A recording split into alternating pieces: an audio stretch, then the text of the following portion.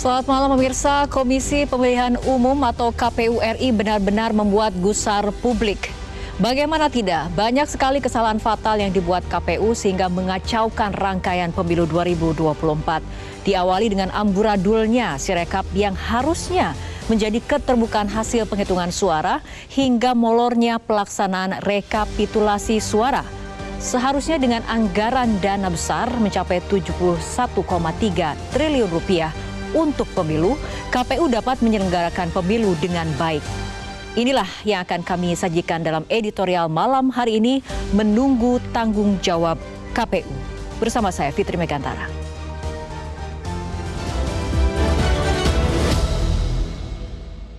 Menunggu tanggung jawab KPU.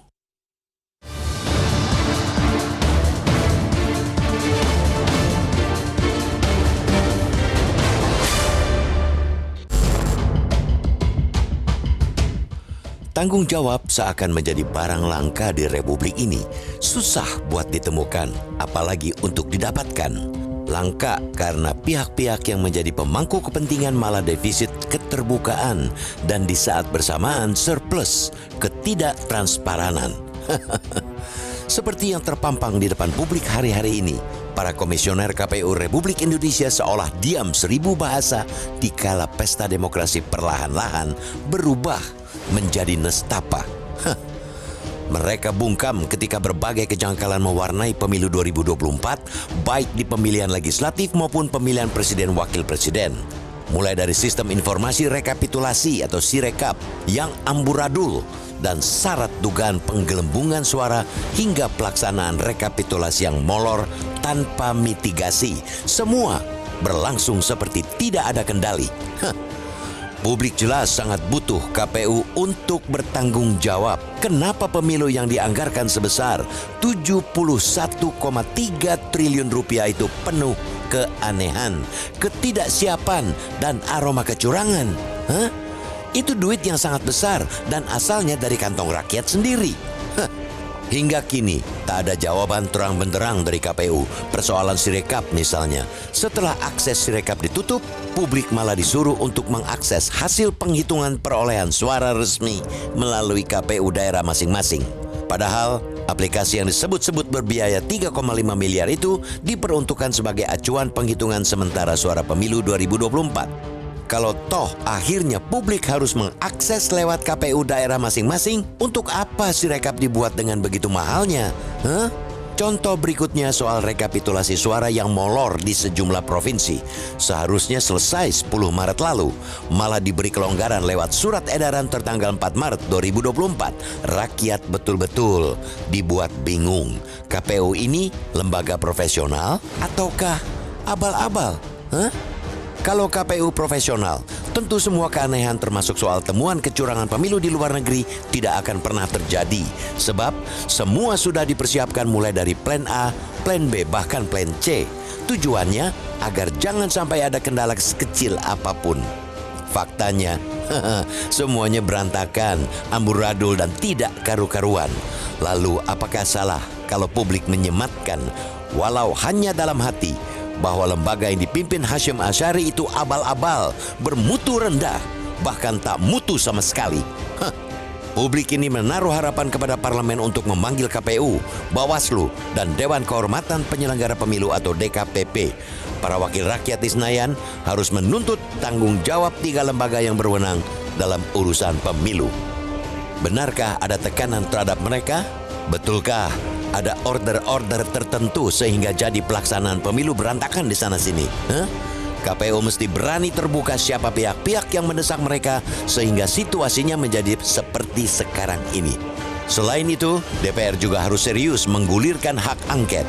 Dengan hak angket, DPR bisa lebih leluasa memanggil bahkan menyelidiki pihak-pihak lain di luar KPU, Bawaslu, dan DKPP yang bukan tidak mungkin menjadi dalang di balik semua kekacauan ini. Jangan biarkan tanggung jawab menjadi benda langka di negeri tercinta. Jangan sampai publik bertindak dengan logika mereka sendiri, menghadirkan pengadilan rakyat bagi pejabat yang berkhianat.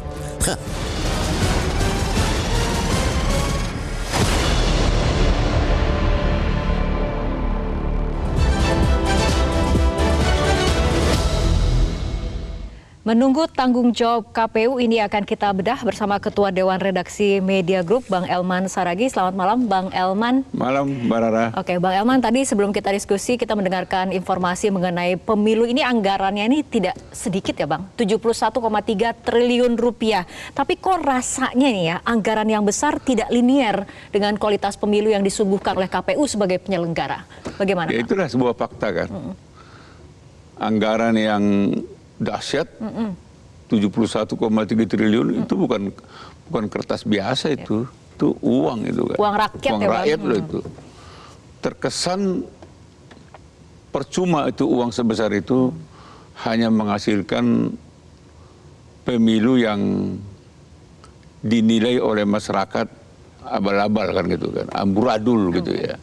Jadi sayang sekali kesempatan emas. Mestinya kan kita ini kan pemilu 2024 ini harus menjadi pemilu yang lebih bermartabat, lebih demokratis dari pemilu-pemilu sebelumnya. Tapi justru penilaian masyarakat justru di pemilu 2024 ini lebih amburadul dari pemilu-pemilu sebelumnya. Padahal ini besar seperti yang Mbak Rara katakan tadi, 71,3 triliun. Percuma gitu. Oke, faktanya sekarang justru banyak masalah ya kemudian yang muncul seperti Sirekap, kemudian ada rekapitulasi yang molor di sejumlah provinsi ataupun di sejumlah daerah. Jadi artinya menurut Anda apakah ini hal yang wajar jika kemudian KPU diminta, didesak, ditunjuk untuk bertanggung jawab, Bang? Ya, memang yang harus bertanggung jawab adalah penyelenggara pemilu. Di situ ada KPU, di situ ada Bawaslu, di situ ada DKPP. Lalu kita mau minta pertanggungjawaban siapa? Mereka penyelenggara kok. Ketiga lembaga ini penyelenggara. Berarti pertanggungjawaban itu harus dari mereka. Itu yang didesak oleh masyarakat selama ini. Tapi itu yang tidak terjadi. Selalu mereka ngeles. Sehingga jawaban-jawaban mereka ketika masyarakat protes, katakanlah ketika masyarakat mengatakan ini ada penggelembungan suara, ada kecurangan, ada ketidaknetralan, mereka hanya menjawab, nggak benar itu. Jadi jawabannya itu sepotong-sepotong tidak tuntas, sehingga terkesan menghindar gitu. Nah ini kemudian banyak yang gerah dengan situasi penyelenggaraan pemilu di Indonesia, kondisi demokrasi di Indonesia, bahkan ada yang menyatakan soal pengadilan rakyat. Nah Bang Elman, kita simak terlebih dahulu pernyataan dari Zainal Arifin Mokhtar, pakar hukum tata negara berikut ini. Dan saya minta, bisakah nanti dilakukan di UGM adalah kita akan membuat yang namanya pengadilan rakyat.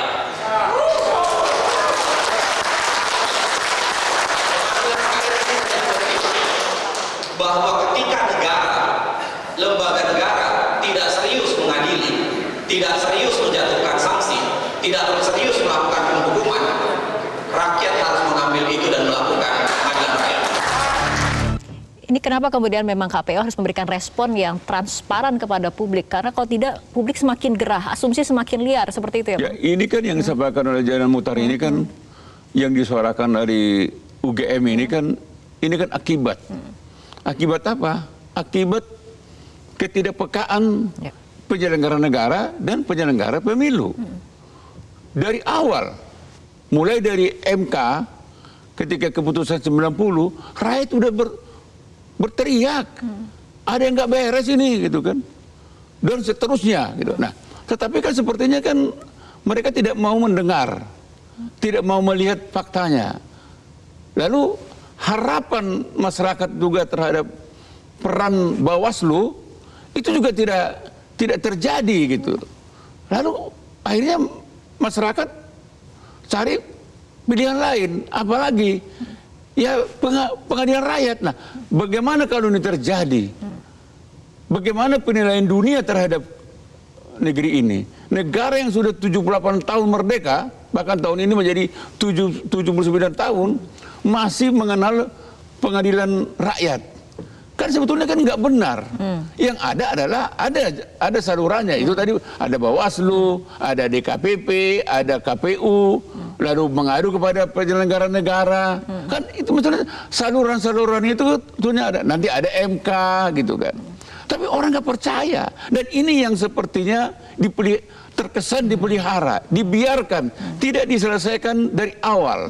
Ini yang jadi kalau hari ini misalnya dari UGM muncul wacana pengadilan rakyat, saya khawatir besok juga akan muncul dari UI, dari Airlangga, dari mana-mana akan muncul. Dan apa yang akan terjadi? Kan ini memalukan. Oke, tapi kan sebetulnya KPU ini kan bukan lembaga yang abal-abal ya Bang, bukan lembaga yang tidak profesional. Seharusnya kan hal ini tidak dibiarkan terjadi. Seharusnya ada penyelesaian yang ditawarkan oleh KPU ataupun penjelasan yang sangat transparan kepada publik sehingga tidak membentuk asumsi-asumsi liar itu. Rakyat jujur aja dari awal sebetulnya menghargai lembaga ini. Tapi mereka lah yang tidak membuat lembaga ini berharga. Kalau mereka memang ingin lembaga ini bernilai di mata masyarakat, fungsikan dong.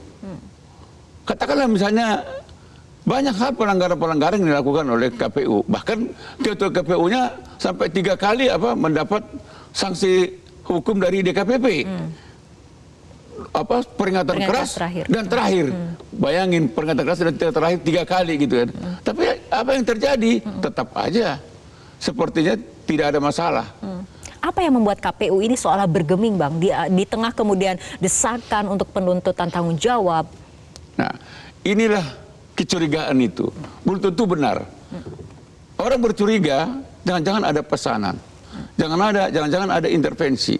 Nah, inilah sebetulnya yang ingin dibuka oleh Komisi 2 DPR kan gitu kan.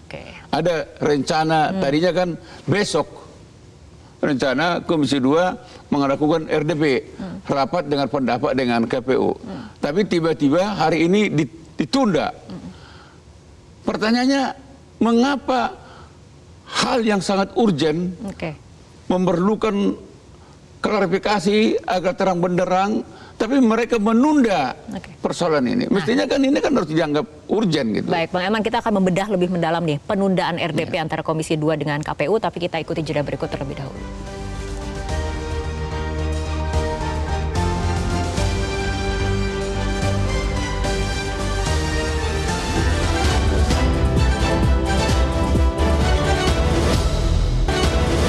Kan alasan teman-teman KPU untuk meminta penundaan itu karena memang ini masih dalam tahap rekapitulasi dan memang mereka lagi sibuk-sibuknya lah karena sekarang ini kan sudah mulai penghitungan rekapitulasi di tingkat KPU RI.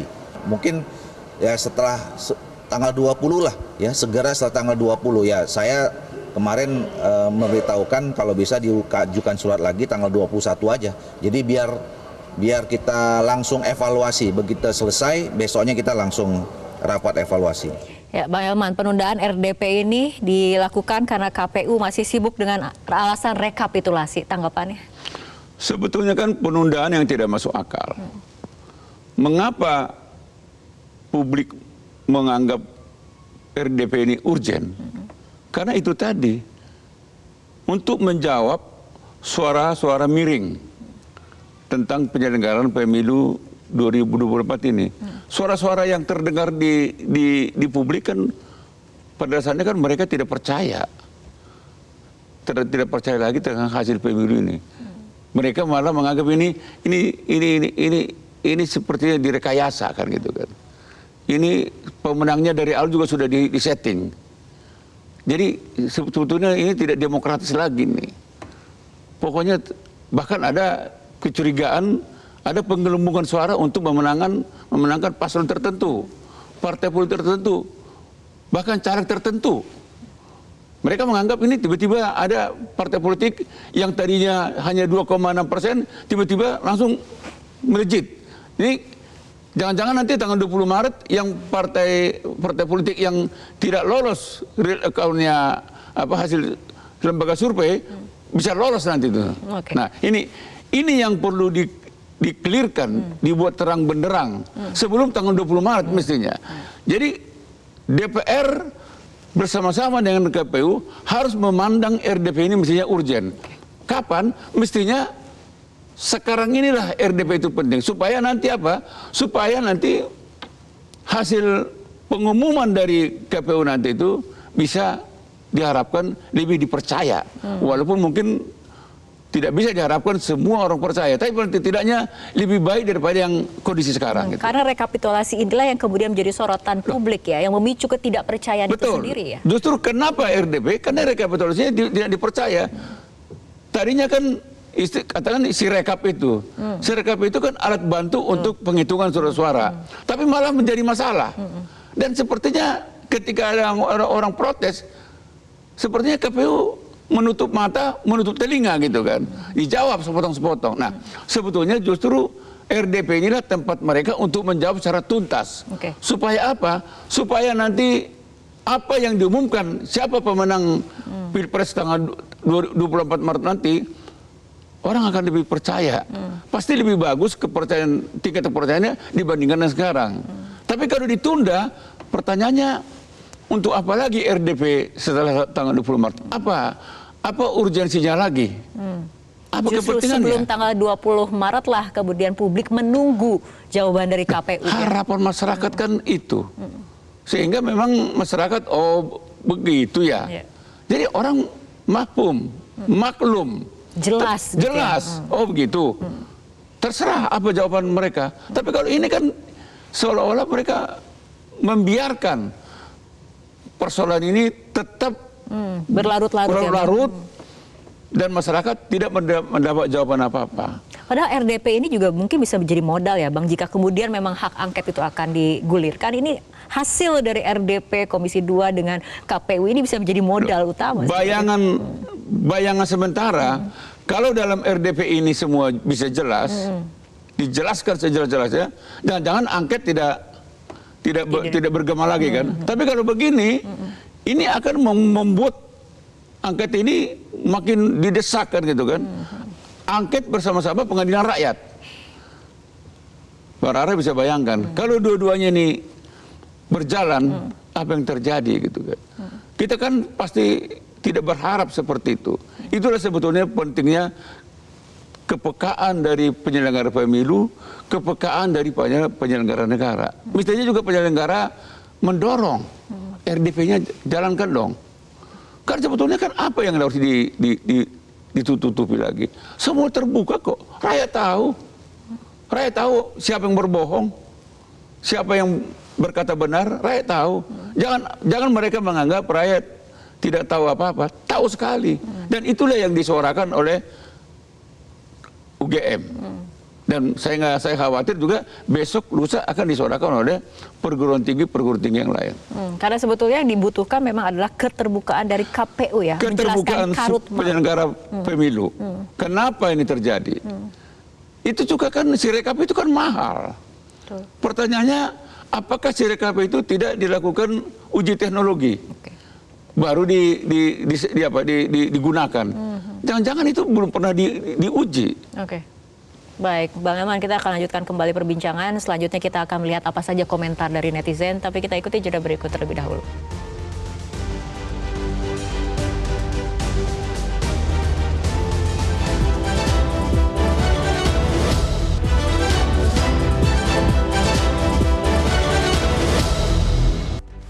Pemirsa, kita akan lanjutkan kembali diskusi, namun sebelumnya kita akan melihat bagaimana hasil dari polling yang dilakukan oleh Metro TV di akun X, di @metro_tv dengan pertanyaan, bagaimana tanggapan Anda terhadap kinerja KPU RI dalam mengatasi masalah selama pemilu? 84% mengatakan buruk, tidak transparan, 16% sisanya mengatakan sudah baik menghadapi tantangan yang sulit. Selanjutnya kita juga masih punya komentar dari netizen di akun @yani_arsim yang mengatakan, lu percaya KPU? Maaf, gua kagak. Next kita akan melihat komentar dari netizen di @kongpung yang mengatakan menunggu tanggung jawab apa menunggu runtuhnya wibawa KPU. Gimana nih tanggapannya Bang Elman? Kalau kita menyimak polling itu dan suara pemirsa ini kan tingkat kepercayaan publik terhadap KPU ini kan sudah berada di titik nadir yang paling rendah kan. Bagaimana lagi publik bisa berharap pemilu yang dihasilkan oleh penyelenggara pemilu ini bisa dipercayakan gitu. Memiliki legitimasi yang kuat gitu ya, Mbak. Bagaimana itu yang kita tidak inginkan sebetulnya. Harapan publik sebetulnya, harapan kita semua, mari kita percayai 100% hasil pemilu ini. Karena ini adalah pemilu untuk kita dari kita. Iya. Dan yang menyelenggarakan kita juga kan begitu. Bukan orang asing loh. Tetapi apa yang terjadi? Itu yang dicerminkan dalam pemilu yang lalu. Itulah yang diserap oleh guru besar UGM. Dan ini yang sepertinya mereka tidak mau dengar. Kan tadi sore saya dengar jawaban pejabat tinggi negara. Loh, bukan begitu, kan ada salurannya. Orang juga tahu, teman kanak-kanak juga tahu. Salurannya tahu kepada Bawaslu, MK, orang pun tahu. Tapi orang nggak percaya. Ya. Nah, itu yang sebetulnya harus mereka wadahi. Bagaimana bisa membuat ketidakpercayaan ini menjadi dipercaya. Salah satu diantaranya adalah RDP Komisi 2 dengan KPU. Mestinya sejak dari awal juga Komisi 2 sudah harus mendesak RDP dengan penyelenggara pemilu dan penyelenggara negara. Bahkan dengan MK. Ketika dimulai dengan keputusan 90. Jadi sebetulnya dari awal sudah harus ada ini. Tidak harus menunggu sampai masalahnya bertemu-temu. Tapi kan ditunggu-tunggu. Tapi yang terjadi sekarang apa? Malah KPU menunda. Nah kan mestinya justru KPU yang bilang kepada Komisi 2, enggak, saya mau sekarang. Saya mau rakyat tahu apa persoalannya. Saya mau tanggal 20 Maret nanti itu mulus. Kalau ini kan ya tetap aja masyarakat ya pasti mau bilang apa lagi. Pasti didengar, tapi orang nggak percaya. Kita kan tidak mau. Kita sudah capek. 71,3 triliun kita anggarkan untuk pemilu tahun ini. Masa itu tidak kita hargai? Masa itu tidak kita hormati? Oke, jadi ya sudahlah, KPU ini jangan kemudian membuat gusar publik terus seperti itu ya Bang Elman ya. Kita harapkan KPU dapat bersikap dan merespon ketidakpercayaan, kegusaran, keresahan dari publik dengan informasi yang jelas, transparan, atau bahkan mungkin bisa mendesak Komisi 2 bahkan untuk melakukan Ya, RDP. Tapi kalau kita lihat tadi polling tadi kan nggak percaya lagi. Nggak percaya. Kapan lagi? Emang lu percaya? Gua kagak katanya gitu. Itu kan. Jadi sebetulnya saya nggak tahu mereka mau baca nggak itu ya. Tapi kita harapkan nih KPU masih ada waktu untuk kemudian menjawab ketidakpercayaan publik agar kemudian hasil di 20 Maret bisa kemudian memiliki hasil legitimasi yang kuat. Seperti itu ya Bang Elman ya. Baik Bang Elman, terima kasih atas diskusinya untuk malam hari ini. Dan pemirsa, demikian editorial untuk malam hari ini. Saya Fitri Megantara mengucapkan terima kasih atas perhatian Anda. Selamat malam, sampai jumpa.